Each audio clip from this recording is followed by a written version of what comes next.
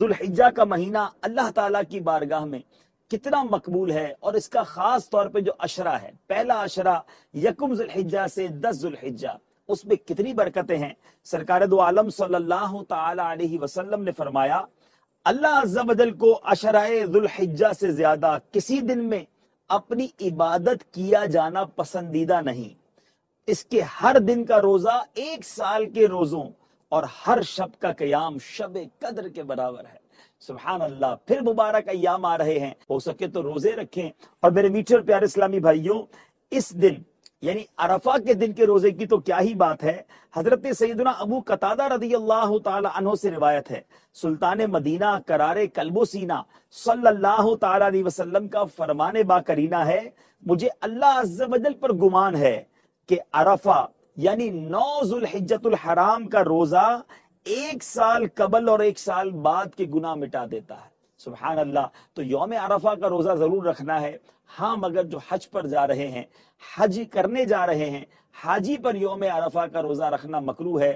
باقی ساری دنیا کے مسلمان ضرور یوم عرفہ کا روزہ رکھیں۔ سرکار دو عالم صلی اللہ علیہ وسلم کا فرمان، ما من ایام العمل الصالح فیہا احب الی اللہ من ہذہ الایام، کوئی دن نہیں ہے کہ جس کا نیک عمل کرنا اللہ کے ہاں ان 10 ایام سے بڑھ کر محبوب ہو۔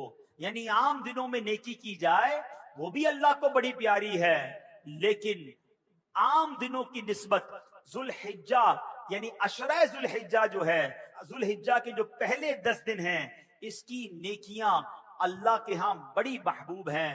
اور آگے ایک روایت میں ہے، وَالْعَمَلُ فِيهِنَّ يُضَاعَفُ 700 ضِعْفٍ، ان دنوں میں نیکی کا ثواب 700 گنا بڑھا دیا جاتا ہے۔ تو سبحان اللہ، ان 10 دنوں میں خوب نیکیاں کیجئے۔ ہو سکے تو 9 دن روزے رکھیے۔ 10 ذوالحجہ کو عید والے دن روزہ نہیں رکھ سکتے کہ بلکہ 10، 11، 12، 13 یہ 4 دن، اور پھر عید الفطر 5 دن پورے سال میں روزہ رکھنا جائز نہیں۔ اور سبحان اللہ، علماء کہتے ہیں یہ جو 4 دن ہے نا بقرہ عید کے، یہ روزہ نہ رکھو، یہ اللہ کی طرف سے تمہاری دعوت ہے۔ دیکھیے نا، اگر میں اور آپ کسی کے مہمان بنتے ہیں تو میزبان انتظام کرتا ہے نا، مہمان کو فکر نہیں ہوتی۔ حاجیوں کو تو ضیوف الرحمان کہا گیا، حاجیوں کو اللہ کا مہمان کہا گیا۔ جب ہم اللہ کے مہمان ہیں تو گھبرانا کیسا۔ حج کے 5 دن کون کون سے ہیں؟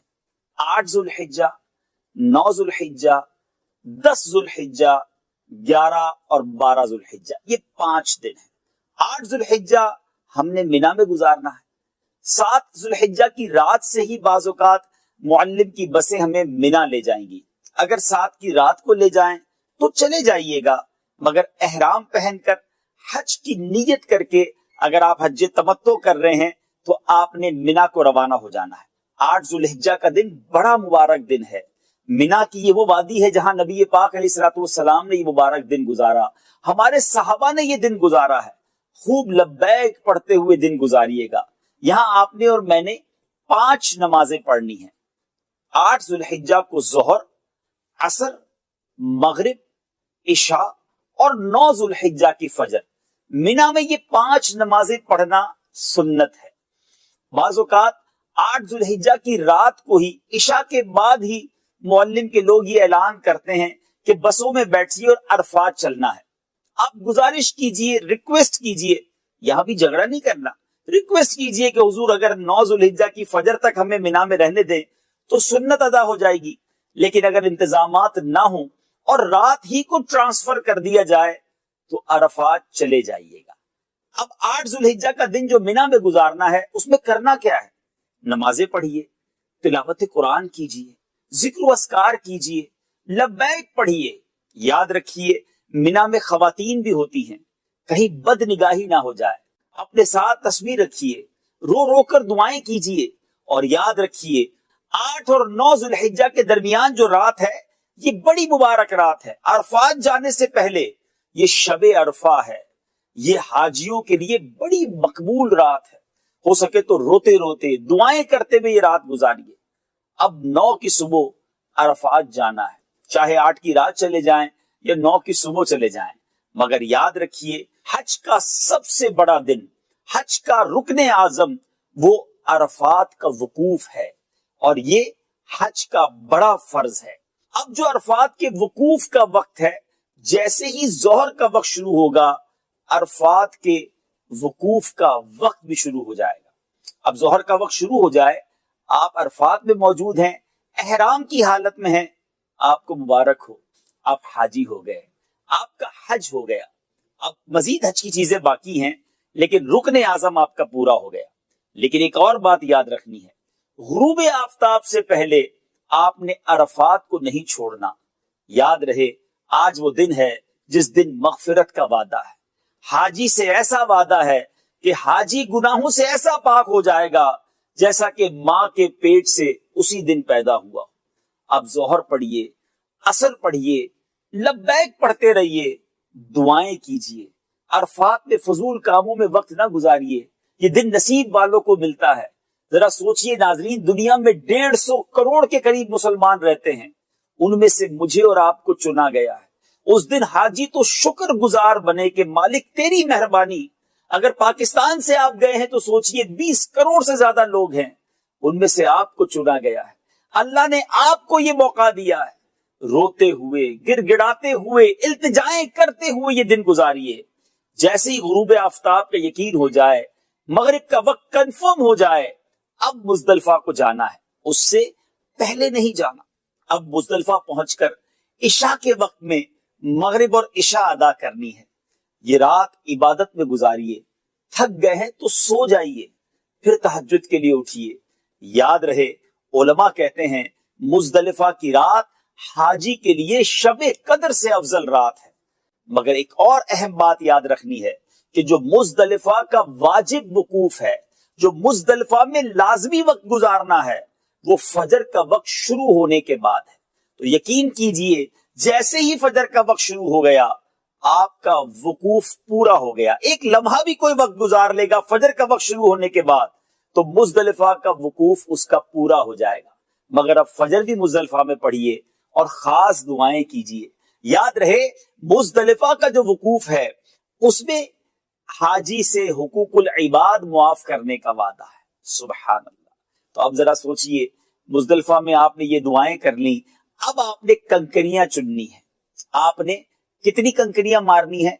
3 दिनों में आपने 49 कंकरियां मारनी है।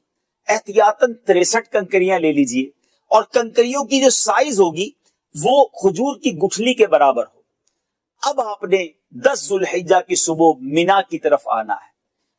पाकिस्तान में तो ईद का दिन है, मगर हाजी ईदों की भी ईद बना रहा है। 10 जुल्हिज्जा की सुबह आपने क्या करना है? सबसे पहला काम, आपने रमी करनी है, शैतान को कंकरी मारनी है। दूसरा काम, आपने कुर्बानी करनी है और उसके बाद आपने हलक करवाकर, जो इस्लामी भाई हैं, जो मर्द हैं, उन्होंने हलक करवाकर एहराम उतारना है। जो खवातीन है, उन्होंने बाल के आखिरी चुटिया का जो पोरा है, पूरी चुटिया को घुमा ले अपने हाथ पे। अब इस एक पोरे को काट लेंगे तो आप एहराम से बाहर आ जाएंगे। अब एहराम की तकरीबन सारी पाबंदियां खत्म हो चुकी हैं, सिवाय मर्द और औरत के मामलात के। अब आप खुशबू भी लगा सकते हैं, आप गुस्ल भी कर सकते हैं, कपड़े भी पहन सकते हैं। तो बाज हाजी ये टेंशन लेते हैं कि 5 दिन एहराम पहनना पड़ेगा। नहीं जनाब, आपने 2-2.5 दिन में एहराम उतार दिया है। 8 की सुबह अगर एहराम पहना था तो 10 की दोपहर तक, सुबह तक तो एहराम आप फारिग हो गए। अच्छा, अब 10 जुल्हिज्जा को जो पहला काम रमी करना है, बड़े शैतान को 7 कंकरियां मारनी है। कंकरियां मारने के बाद कुर्बानी करवानी है। कुर्बानी कर होने का यकीन हो जाए तो अब हलक करवाइए, एहराम से आप फारिग हो गए। अब हज का दूसरा फर्ज आपने अदा करना है, वो है तवाफुज ज़ियारा। 10 जुल्हिज्जा को बहुत रश होता है, ना कर सके तो 11 जुल्हिज्जा को भी कर सकते हैं। 12 की गुरूब आफताब से पहले पहले आपके पास वक्त है, आप तवाफुज ज़ियारा कर लें। जैसे ही तवाफुज ज़ियारा से फारिग होंगे, अब जो एक पाबंदी बाकी थी वो भी खत्म हो गई। अब आपने 10 की और 11 की दरमियानी रात मिना में गुजारनी है। ये 11वीं शब कहलाती है और ये सुन्नत है मिना में गुजारना। 12 की रात भी मिना में गुजारनी है, ये भी सुन्नत है। और अब आपने 11 और 12 को करना क्या है? 11 और 12 को सिर्फ आपका एक काम बाकी है, दोनों दिन आपने रमी करनी है और ये तीनों शैतानों को 7 कंकरियां मारनी है। अब इससे भी आप फारिग हो गए تو آپ سکون سے مکے آ جائیے، اور جب وطن واپس جانے کا ارادہ ہو تو طواف رخصت کر لیجئے۔ تو پیارے حاجیوں، یہ 5 دن گھبرانے کے نہیں ہیں، یہ 5 دن ٹینشن کے نہیں ہیں، یہ 5 دن اللہ نے چاہا بہت پرسکون اور بڑی عبادت میں میں نے اور آپ نے گزارنے ہیں۔ یاد رہے، شیطان یہ چاہے گا کہ ان 5 دنوں میں بھی ہم مسلمانوں سے الجھ پڑیں، معاذ اللہ غیبت ہو جائے، بدنگاہی ہو جائے، فضول باتیں ہو جائیں، اور ہم عبادت سے محروم رہ جائیں۔ ہم نے شیطان کے وار میں نہیں آنا، یہ 5 دن عبادت میں گزارنے ہیں، بلکہ اس نیت سے جائیے کہ دوسرے مسلمانوں کی مدد کروں گا۔ اگر کسی حاجی کو راستہ معلوم کرنا ہوا تو راستہ بتاؤں گا، کوئی بھوکا ہوا تو کھانا کھلاؤں گا، کوئی پریشان ہوا تو اس کی پریشانی دور کروں گا۔ اللہ کرے میں اور آپ ایسا حج کرنے میں کامیاب ہو جائیں کہ پورے سفر میں میری وجہ سے کسی کو تکلیف نہ پہنچے، کسی کی تکلیف مجھے پہنچی تو انشاءاللہ میں صبر کروں گا۔ اللہ کریم سے دعا ہے رب کریم ان 5 دنوں ہمیں سنت کے مطابق قرآن و حدیث کی روشنی میں صحیح طریقے سے یہ مناسک ادا کرنا نصیب فرمائے۔ آج جو حیرت انگیز آپ کو واقعہ سنانا ہے وہ واقعہ یہ ہے کہ ایک ایسی شخصیت بھی ہے جس نے بغیر حج کیے حج کیا۔ جی ہاں، حج نہیں کیا مگر پھر بھی حج ہو گیا۔ یہ کیسے ممکن ہے؟ آئیے سنیے۔ حضرت سیدنا ربیع بن سلیمان علیہ رحمت اللہ الحنان فرماتے ہیں، ہم دونوں بھائی ایک قافلے کے ساتھ حج کے لیے روانہ ہوئے۔ جب کوفہ پہنچے تو میں کچھ خریدنے کے لیے بازار کی طرف نکلا، اور راہ میں یہ عجیب منظر دیکھا کہ ایک ویران سی جگہ پر ایک مردار پڑا تھا، اور ایک مفلوق الحال عورت چاقو سے اس کے گوشت کے ٹکڑے کاٹ کاٹ کر ایک ٹوکری میں رکھ رہی تھی۔ میں نے خیال کیا کہ یہ مردار کا گوشت کہاں لے جا رہی ہے، اس پر خاموش نہیں رہنا چاہیے، ممکن ہے کہ یہ کوئی بھٹیارن ہو اور کھانا پکا کر لوگوں کو کھلا دے۔ میں چپکے سے اس کے پیچھے پیچھے ہو لیا۔ وہ عورت ایک مکان پر آ کر رکی اور دروازہ کھٹکھٹایا۔ اندر سے آواز آئی، کون؟ اس نے کہا، کھولو، میں ہی بدحال ہوں۔ دروازہ کھلا اور اس سے 4 لڑکیاں باہر آئیں جن سے بدحالی اور مصیبت کے آثار ظاہر ہو رہے تھے۔ اس عورت نے اندر جا کر وہ ٹوکری جو ہے ان لڑکیوں کے سامنے رکھ دی اور روتے ہوئے کہا، اس کو پکا لو اور اللہ عز و جل کا شکر ادا کرو۔ اللہ عز و جل کا اپنے بندوں پر اختیار ہے، لوگوں کے دل اسی کے قبضے میں ہیں۔ وہ لڑکیاں اس گوشت کو کاٹ کاٹ کر آگ پر بھوننے لگی۔ اب بزرگ کہتے ہیں کہ مجھے قلبی رنج ہوا اور میں نے باہر سے آواز دی، اے اللہ عز و جل کی بندی، خدا کے لیے اس کو نہ کھانا۔ وہ بولی، تو کون ہے؟ میں نے کہا، میں ایک پردیسی ہوں۔ بولی، اے پردیسی، ہم تو خود مقدر کے قیدی ہیں، 3 سال سے ہمارا کوئی معین و مددگار نہیں ہے، اب تو ہم سے کیا چاہتا ہے؟ تو میں نے کہا، مجوسیوں کے ایک فرقے کے سوا کسی مذہب میں مردار کھانا جائز نہیں ہے۔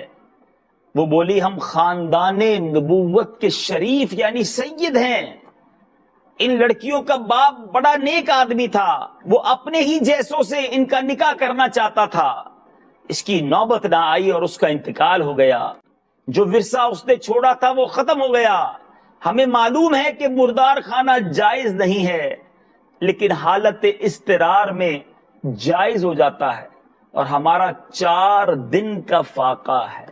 اے میرے بیچ اسلامی بھائی، اس واقعے کو تھوڑا سا روکتے ہیں اور آئیے حالت اضطرار کا مسئلہ بھی سمجھ لیجئے۔ بحر شریعت میں مفتی امجد علی اعظمی صاحب لکھتے ہیں، اضطرار کی حالت میں یعنی جب جان جانے کا اندیشہ ہے، اگر حلال چیز کھانے کے لیے نہیں ملتی تو حرام چیز یا مردار یا دوسرے کی چیز کھا کر اپنی جان بچائے، اور ان چیزوں کے کھا لینے پر اس صورت میں مواخذہ نہیں ہے، یعنی اسے گناہ نہیں ہوگا، اس سے پوچھ گچھ نہیں ہوگی، بلکہ نہ کھا کر مر جانے میں مواخذہ ہے۔ اگرچہ پرائی چیز کھانے میں تاوان دینا ہوگا، پیاس سے ہلاک ہونے کا اندیشہ ہے، تو کسی چیز کو پی کر اپنے آپ کو ہلاکت سے بچانا فرض ہے۔ اب میرے میٹھے اسلامی بھائیوں، اب آگے چلتے اس واقعے کو مزید آگے بڑھاتے ہیں۔ خاندان سادات کے دردناک حالات سن کر مجھے رونا آ گیا، بزرگ کہتے ہیں، اور مجھے بے انتہا بے چینی ہوئی، اور میں وہاں سے واپس ہوا۔ میں نے بھائی کے پاس آ کر کہا کہ میرا ارادہ حج کا نہیں ہے۔ اس نے مجھے بہت سمجھایا، حج کے فضائل بتائے کہ حاجی ایسی حالت میں لوٹتا ہے کہ اس پر کوئی گناہ باقی نہیں بچتا، وغیرہ وغیرہ۔ مگر میں نے باسرار اپنے کپڑے، احرام کی چادریں، جو سامان میرے ساتھ تھا جس میں 600 درہم نقد بھی تھے، سب لے کر چل دیا۔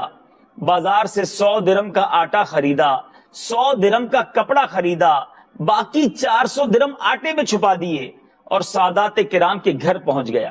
سب سامان، کپڑے اور آٹا وغیرہ ان کو پیش کر دیا۔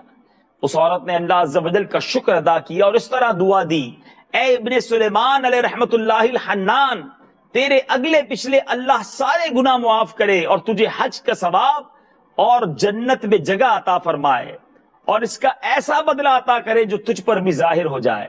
سب سے بڑی لڑکی نے دعا دی: اللہ عز و جل تیرا اجر دگنا کرے اور تیرے گناہ معاف فرمائے۔ دوسری نے اس طرح دعا دی: اللہ عز و جل تجھے اس سے بہت زیادہ عطا فرمائے جتنا تو نے ہمیں دیا۔ تیسری نے دعا دیتے ہوئے کہا: اللہ عز و جل ہمارے نانا جان رحمت عالمیان صلی اللہ تعالی علیہ وسلم کے ساتھ تیرا حشر کرے۔ چوتھی نے، جو سب سے چھوٹی تھی، اس نے یوں دعا دی: اے اللہ عز و جل جس نے ہم پر احسان کیا تو اس کا نعم البدل اس کو جلدی عطا کر اور اس کے اگلے پچھلے گناہ معاف فرما۔ حجاج کا قافلہ روانہ ہو گیا اور میں اس کی واپسی کے انتظار میں کوفے ہی میں ٹھہرا رہا، یہاں تک کہ حاجیوں کی واپسی شروع ہو گئی۔ جو ہی حجاج کے قافلے میری آنکھوں کے سامنے آئے، آنکھوں سے آنسو نکل آئے۔ میں آگے بڑھا، ان حاجیوں سے دعائیں لینے لگا کہ حضور مجھے دعائیں دے دے۔ حاجیوں سے جب میں نے ملاقات کر کے کہا کہ اللہ عز و جل آپ کا حج قبول فرمائے اور آپ کے اخراجات کا بہترین بدل عطا فرمائے، تو ان میں سے ایک حاجی نے حیرت کا اظہار کرتے ہوئے کہا: یہ دعا کیسی؟ میں نے کہا یہ ایک ایسے غمزدہ کی دعا ہے جو دروازے تک پہنچ کر حاضری سے محروم رہ گیا۔ وہ کہنے لگے: بڑے تعجب کی بات ہے، آپ وہاں جانے سے انکار کرتے ہیں؟ کیا آپ ہمارے ساتھ عرفات کے میدان میں نہیں تھے؟ کیا آپ نے ہمارے ساتھ شیطان کو کنکریاں نہیں ماری تھی؟ اور کیا آپ نے ہمارے ساتھ طواف نہیں کیے تھے؟ میں اپنے دل میں سوچنے لگا کہ یقیناً یہ اللہ عز و جل کا کوئی خاص لطف و کرم لگتا ہے۔ اتنے میں میرے شہر کے حاجیوں کا قافلہ آ پہنچا۔ میں نے ان سے بھی کہا کہ اللہ عز و جل آپ خوش نصیبوں کی سعی مشکور فرمائے اور آپ کا حج قبول کرے۔ وہ بھی حیران ہو کر کہنے لگے کہ یہ اجنبیت کیسی ہے؟ کیا آپ عرفات میں ہمارے ساتھ نہ تھے؟ کیا ہم نے مل جل کر رمی جبرات نہیں کی تھی؟ ان میں سے ایک حاجی صاحب آگے بڑھے اور میرے قریب آ کر کہنے لگے: بھائی انجان کیوں بنتے ہو؟ ہم مکے مدینے میں اکٹھے ہی تو تھے۔ یہ دیکھیے، جب ہم روضہ انور پر حاضری دے کر باب جبریل سے واپس آ رہے تھے تو اس وقت بھیڑ کی وجہ سے آپ نے یہ تھیلی میرے پاس بطور امانت رکھوائی تھی جس کی مہر پر لکھا تھا: جو ہم سے معاملہ کرتا ہے نفع پاتا ہے۔ اس پر ایک مہر لگی ہوئی تھی عربی میں، اس کا معنی یہ بنتا ہے یعنی جو ہم سے معاملہ کرتا ہے نفع پاتا ہے۔ یہ لیجیے اپنی تھیلی۔ حضرت ربی کہتے ہیں کہ خدا کی قسم میں نے اس تھیلی کو پہلے کبھی نہیں دیکھا تھا۔ خیر میں نے تھیلی لے لی، عشاء کی نماز پڑھ کر اپنا وظیفہ پورا کیا اور لیٹ گیا اور سوچتا رہا کہ آخر قصہ کیا ہے۔ کہتے جب میں نیند میں گیا، میری ظاہری آنکھ تو کیا بند ہوئی، دل کی آنکھ کھل گئی۔ خواب میں نبی پاک علیہ الصلوۃ والسلام کا دیدار ہوا۔ مکی مدنی آقا علیہ الصلوۃ والسلام کی خدمت بابرکت میں نے سلام عرض کیا، دست بوسی کی۔ پیارے آقا علیہ الصلوۃ والسلام نے تبسم فرما کر سلام کا جواب دیا اور فرمایا: اے ربی، ہم کتنے گواہ قائم کریں اور تم ہو کہ قبول ہی نہیں کرتے۔ سنو، بات یہ ہے کہ جب تم نے اس خاتون پر جو میری اولاد میں سے تھی احسان کیا اور اپنا زاد راہ ایثار کر کے اپنا حج ملتوی کر دیا تو میں نے اللہ عز و جل سے دعا کی کہ وہ اس کا نعم البدل تمہیں عطا فرمائے۔ تو اللہ عز و جل نے ایک فرشتہ تمہاری صورت میں پیدا فرمایا اور حکم دیا کہ قیامت تک ہر سال تمہاری طرف سے حج کیا کرے۔ نیز دنیا میں تمہیں یہ عوض یعنی بدلہ دیا کہ 600 درہم کے بدلے 600 دینار یعنی سونے کی اشرفیہ عطا فرمائے۔ تم اپنی آنکھیں ٹھنڈی رکھو۔